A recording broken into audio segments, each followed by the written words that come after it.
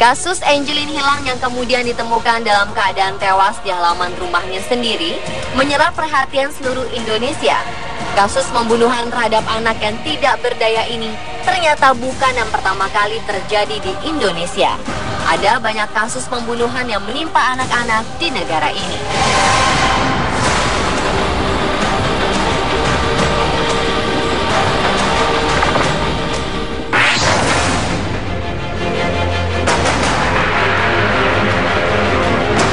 Kebanyakan kasus penganiayaan pada anak yang berujung kematian dilakukan oleh orang-orang terdekatnya.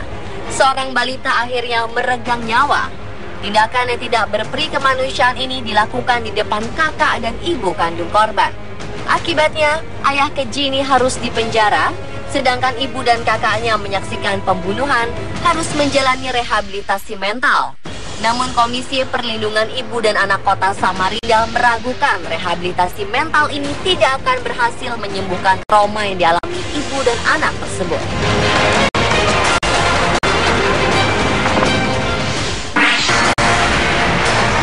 Tangisan seorang anak memang bisa membuat orang-orang yang mendengarnya risih. Namun seharusnya itu akan dimaklumi oleh orang tuanya. Tetapi tidak dengan bapak yang satu ini. Karena kesal dengan tangisan anak-anaknya, dia membunuh buah hatinya satu demi satu ketika mereka masih bayi. Perbuatannya ini semula tidak diketahui oleh orang banyak. Hanya istrinya yang menyimpan duka yang mendalam karena kehilangan buah hatinya. Perbuatan Sadrian Syah, bapak dari 6 anak ini, akhirnya diketahui ketika dia melakukan pembunuhan yang terakhir. Salah satu anaknya melapor ke polisi karena telah diperkosa oleh ayahnya. Laporan itu pun akhirnya memberanikan ibunya untuk melaporkan kejahatan sang suami yang telah membunuh anak-anaknya di usia yang masih bayi. Bapak yang diduga memiliki kelainan mental ini pun dihukum dengan pasal berlapis.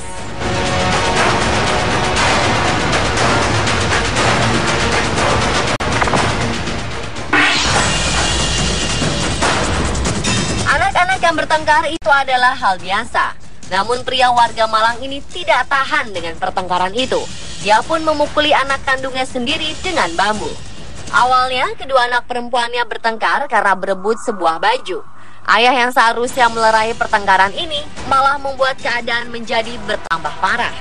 Dia melihat pertengkaran ini ketika pulang kerja dan langsung memukuli putri bungsunya dengan membabi buta. Putrinya akhirnya meninggal di tangannya sendiri.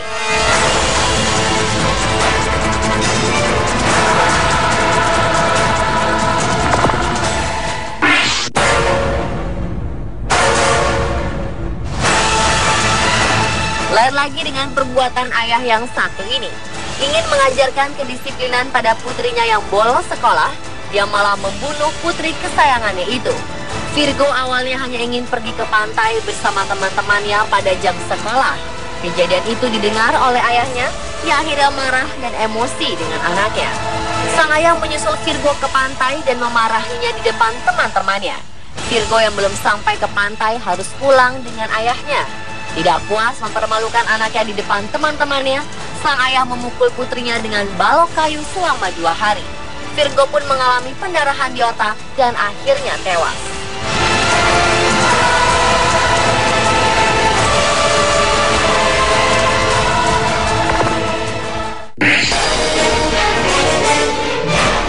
Gadis kecil bernama Ramadhani awalnya hanya ingin dibelikan es krim di tengah hari yang sangat panas. Dia dan kakaknya sedang menemani ayahnya yang sedang bekerja. Jengkel dengan hal ini, sang ayah yang emosi langsung memukul dirinya hingga tewas. Kakek Ramadhani yang mengetahui hal ini sempat berusaha membawa cucunya ke rumah sakit di Malang. Namun, pertolongan datang terlambat. Ramadhani pun menghembuskan nafas yang terakhir di rumah sakit.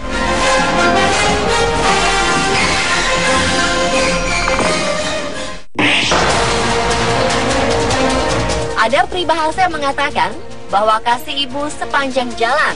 Namun hal itu tidak terjadi dengan ibu di Balikpapan ini.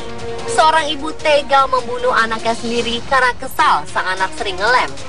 Johan Rafli Sultan Syah Yusuf membuat sang ibu kesal karena kerap melawan ibu dan tidak mendengarkan nasihat ibunya. Tingkahnya ini membuat sang ibu naik darah. Johan pun dihajar oleh ibunya hingga tewas. Perbuatan ibunya ini dilaporkan oleh sang ayah dan membuat sang ibu harus dipenjara. Sempat terjadi perdebatan yang alot ketika jenazah Johan hendak divisum. Pihak keluarga dari ibu tidak ingin Johan divisum, sementara keluarga ayah memaksa harus divisum. Keputusan terakhir menyatakan bahwa jenazah akan divisum untuk melengkapi penyelidikan terhadap kematian Johan.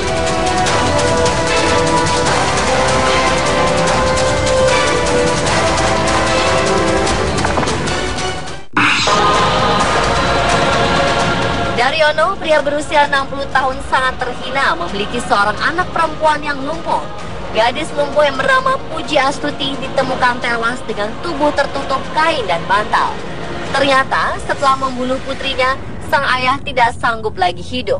Dia pun bunuh diri dengan meninggalkan 3 lembar kertas berisi curahan hatinya. Dalam suratnya, dia menceritakan bahwa tidak sanggup lagi hidup dengan kondisi ekonomi yang menyedihkan. Ditambah lagi dengan seorang putri lumpuh yang selalu menjadi bahan ejekan para tetangga. Pemirsa, itulah beberapa kasus pembunuhan terhadap anak yang terjadi di Indonesia. Apapun penyebabnya, seharusnya anak mendapat perlindungan yang terbaik dan dilindungi oleh negara. Sebagai warga, tugas kita lah untuk memperhatikan setiap anak di sekeliling kita agar tidak ada lagi anak-anak yang mati sia-sia.